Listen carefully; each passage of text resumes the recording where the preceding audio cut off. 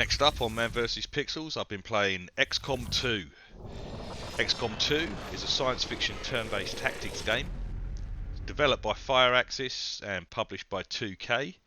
It was out in 2016. Its full price is $34.99, but currently, as of recording this, it's the 27th of April 2020. It's 75% off until the 7th of May, and in fact at the moment it is free to play for another 3 days, so you can pick it up and have a go for absolutely nothing. So let's get into it.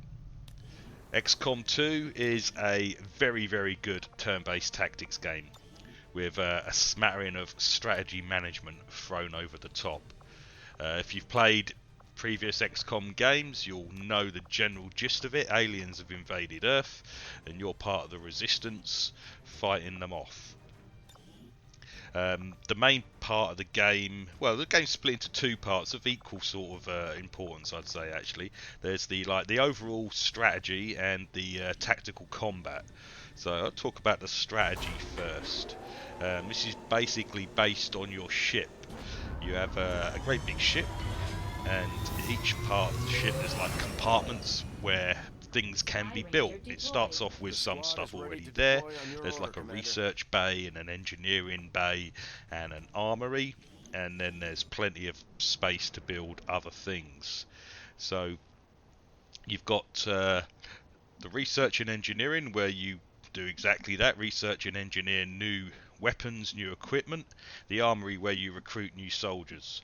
You've got the bridge, where you access the world map, and this is where you decide sort of what you're doing out in the world.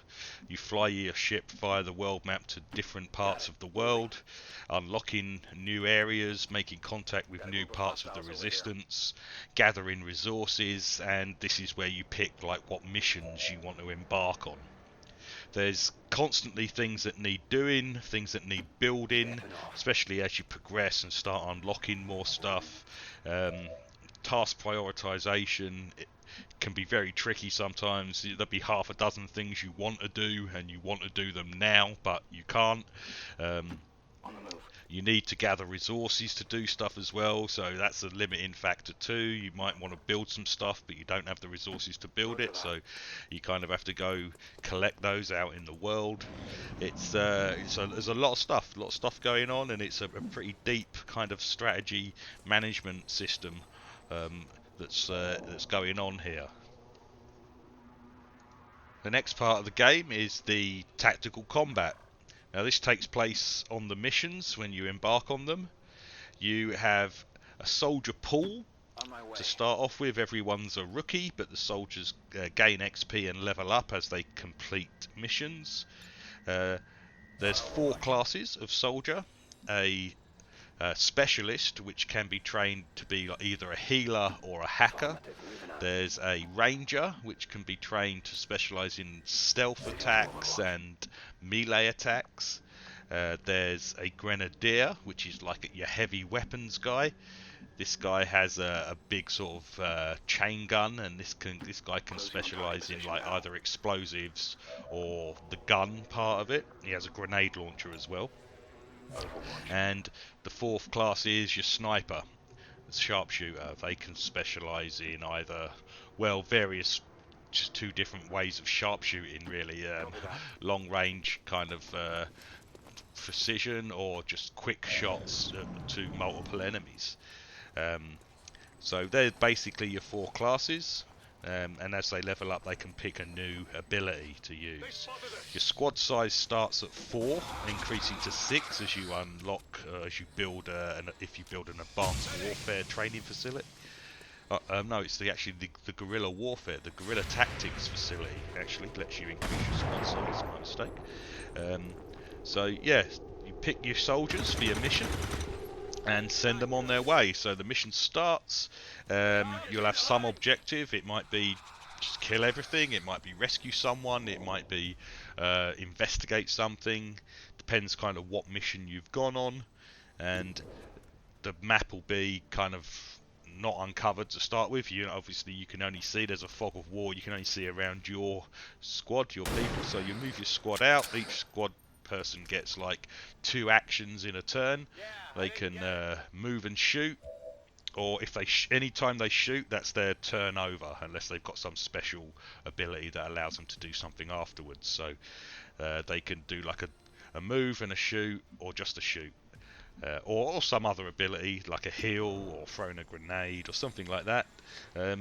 Takes a little bit of a few rounds anyway for you to sort of get the gist of it, of what each person can do. They can move in any order they like. The computer will give you control over your first soldier by default, but you don't have to move them in that order that the computer gives them. You can switch between them and move them in any order you want, and that kind of sometimes becomes important because you don't want to move someone squishy out to uncover a new part, of the map to find there's a squad of aliens there, and then that squishy person is the first person that's going to get shot at in the next round, especially if that's the last turn of the round. So you've got to be careful with who you're moving and where you're moving them. Again, that's part of the tactics, part of the thought that goes into it. And it does require a lot of thought. The combat can range between tricky and hard. Like I say, you gain XP for your soldiers as they rank up, as they do missions, but once a soldier's KIA, it's gone for good. They don't come back if they get killed in the mission. Sometimes they'll get knocked unconscious and start bleeding out, and you can stabilize their bleeding out and revive them with the correct medical attention. But if they die, then they're gone. When soldiers come back from missions with injuries, they take some number of days to heal up before they can go out on a mission again as well. So yeah, the combat, I'd say the minimum, it's tricky, and when it gets hard, yeah, it's hard. You need to put quite a bit of thought into it. Proper tactics and execution essential. There's varied enemy types. You need to sort of get the hang of what they all do and prioritize your targets accordingly. You've got to use the environment, get people out, if you've got a squishy that you think is going to take some fire in the next round, do something to protect them. If you can move them out of line of sight, do it. And you're going to lose people. It sucks, but yeah, you're going to lose people. Reloads are always an option. I've quick saved regularly, at least at the start of every round, and sometimes between moves in every round, and it auto saves, I believe, at the start of every round as well. So there's always the opportunity to reload if something goes really bad, and sometimes you might need to start the whole mission again if you mess up, especially missions with a turn limit. You have to complete some missions within a certain number of turns, and you can sometimes spend too much time fighting, too much time setting up your troops at the beginning for an ambush or the initial combat phase, and then that doesn't leave you enough time to do what you've got to do and get to the extraction point within the turn limit. And if in that situation everyone who's left behind after the turn limit expires is gone, dead, or captured, but you'll never see him again. So you can lose a whole squad if you fuck that up, and the game will continue. You don't have to reload, you can just write them off. If they were all rookies, then you might do that, but if they were all higher ranked soldiers that you invested some stats and time in that into, I did that a couple of times, and it was definitely a reload from the beginning of the mission if it goes that bad. So yeah, there's always some peril there. The soldiers do start getting pretty badass as they level up, and you R&D new gear for them, and they can really hit hard. But at the same time, it can really hurt when a high level favourite of yours gets KIA. You try and do everything to stop that. Reload, try again, reload, try again. But sometimes you just have to accept losses because the mission, you've just got to get it done. You just got to get it done and get out of there. So, yeah, kills, losses are going to happen. So, despite all the things you can do to try and prevent them. So, overall, it's an excellent turn-based tactics game.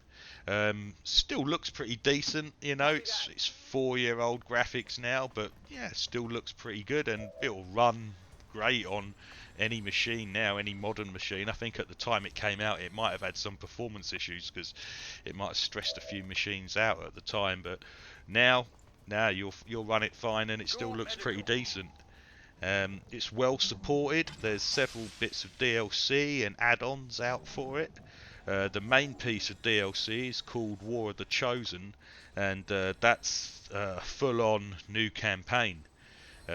Some people say it might as well have been called XCOM 3. It's a full-on new campaign with a lot of mechanical changes in it, so that's well worth getting.